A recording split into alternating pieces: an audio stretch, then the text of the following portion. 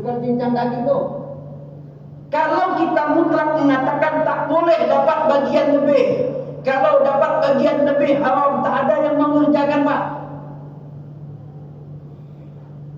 Umpama nih, yang kerja yang tak kerja dapat 2 kilo, yang kerja dapat 2 kilo, yang tak kerja dapat 2 kilo. Bapak pilih yang mana?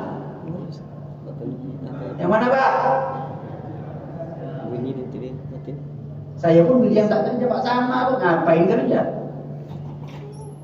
Sama.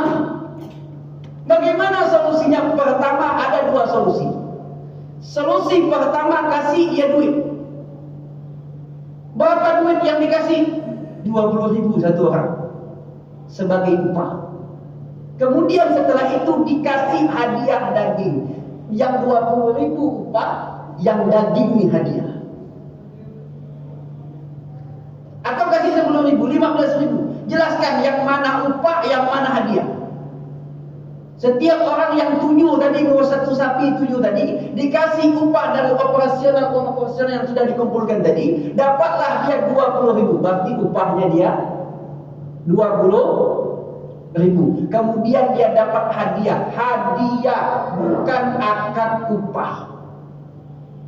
Kalau akad upah tak boleh. Sepakat ulama mengatakan tidak boleh, tapi kalau hadiah boleh.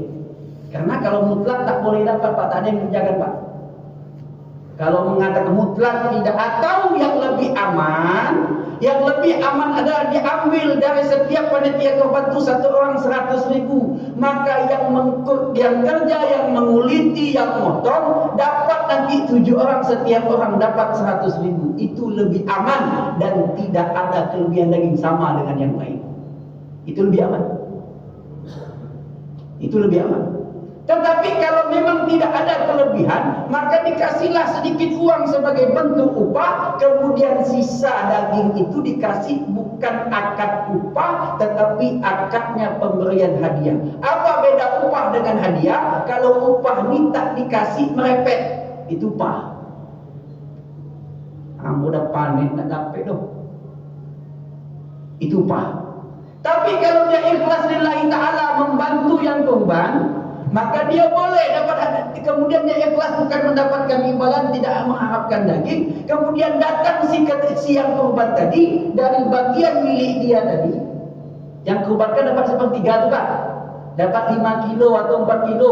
Yang seharusnya dapat 4 kilo dipangkas dia. Ini, Pak, hadiah dari saya karena Bapak sudah bantu saya. Hadiah, akadnya hadiah, bukan akad upah. Ini perlu diluruskan, Pak. Bukan mutlak tidak boleh. Kalau mutlak tidak boleh, tak ada yang mengerjakan, Pak. Ada satu masjid di Damelanggeng, Pak. Ada masuk sedikit. Ada ustaz mutlak tidak boleh. Akhirnya apa, Pak? Tak ada yang mau jadi panitia. Tidak ada yang mau jadi panitia, Pak. Panik-panik sama. Kasih duit atau dikasih hadiah, akad hadiah. Masalah yang selanjutnya, bolehkah kulit dijual? Kulit tidak boleh dijual. Dalam hadis Nabi itu, man ba'a jildan udhiyatihi, barang siapa yang menjual kulit korbannya, fala udhiyatalah, maka tidak dianggap korban, kata Nabi. Perhatikan hadisnya baik-baik. Man ba'a jilda udhiyatihi, siapa yang menjual kulit korban miliknya. Berarti siapa yang jual? Yang berkorban. Hadisnya perhatikan baik-baik. Maka memahami hadis itu, perhatikan daripada sirap kalam dia. Barang siapa yang menjual kulit korban miliknya, pada ubiyatalah, maka tidak ada kurban baginya.